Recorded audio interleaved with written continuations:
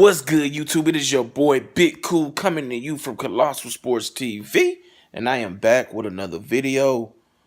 Before I get into it, go ahead, hit that like button, hit that subscribe button, and that notification bell to be notified.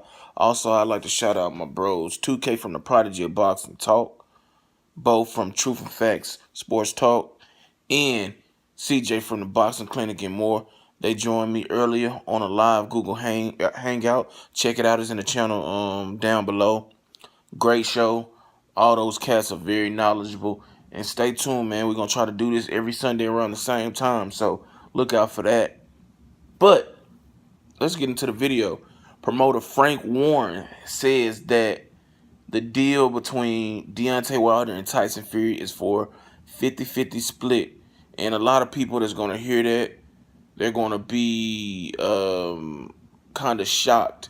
And I'll post a link from 3kingsboxing.com in the description below so you can check it out for yourself. People going to be like, well, what the fuck? Why the fuck is he getting 50-50?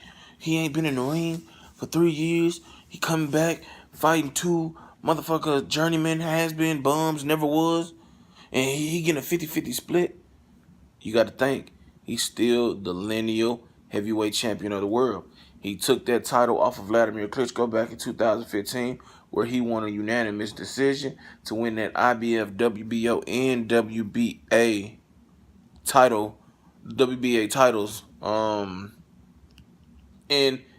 he is entitled to having a decent split. Now, 50-50, cool for him, you know, and Team Wilder obviously knew that he brought some to the table. Fury's a big draw, and I believe that the UK fans are going to travel well for this fight and support him. He is the lineal champion, like I said. He's undefeated. He's the man who beat the man, and Wilder and his team had to concede that, because if Wilder defeats him, he's the man. It doesn't matter if Joshua has 3 of the 4 belts. Wilder would add a second belt to his collection. He already owns the WBC title.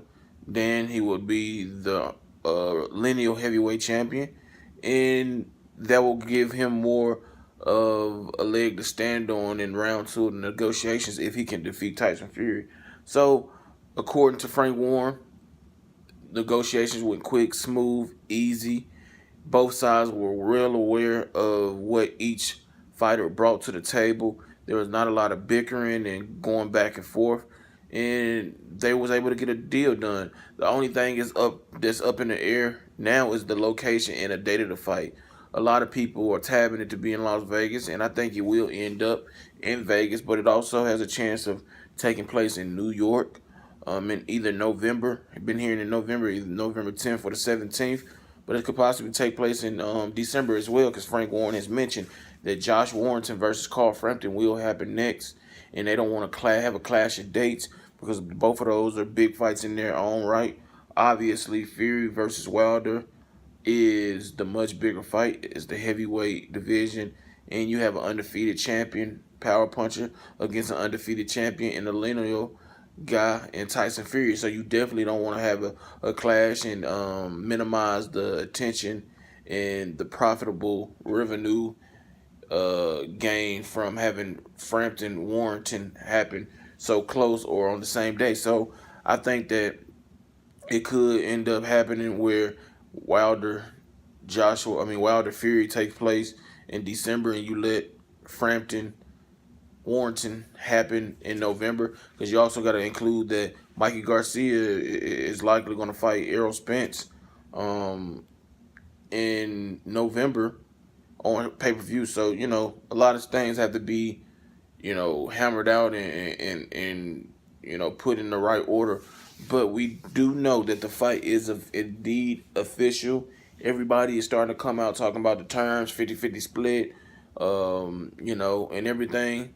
So the fight is done. We just got to wait to see when and where it'll happen. And, you know, once we get that information, people can start making plans on whether or not they're going to travel to attend those fights or attend the fight or not. Leave your comments in the comment section down below, giving me your thoughts on this news that Frank Warren says the fight is a 50-50 agreement.